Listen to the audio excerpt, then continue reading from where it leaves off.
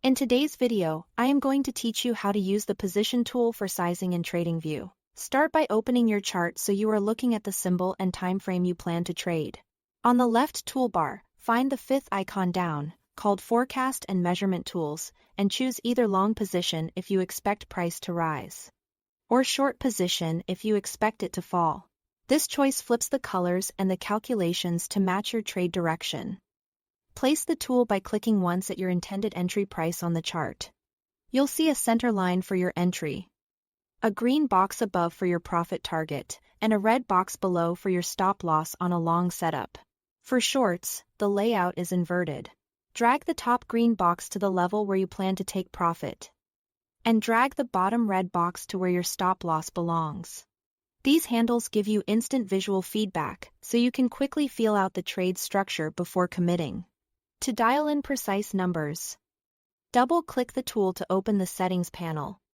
Here is where the sizing magic happens.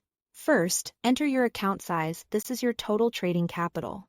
Next, choose how you want to define risk, by a fixed amount of money or by a percentage of your account. Pick what aligns with your plan and what keeps your risk consistent across trades. Then set your stop-loss method. You can define it by ticks, by price level, or by percentage. A tick is the instrument's minimum price increment. Setting by ticks or price gives you tighter control, while percentage-based stops move with the current price. As you confirm these inputs, look at the middle panel of the tool. The quantity field updates automatically. That number is your position size, the exact number of shares, contracts, or units needed, so that if price hits your stop, your loss matches the risk you set. No guessing. No manual math.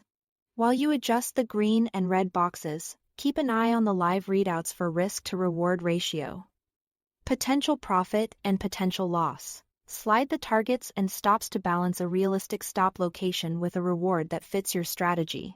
The goal is a clean structure that respects your invalidation level and offers a reward that's worth the risk.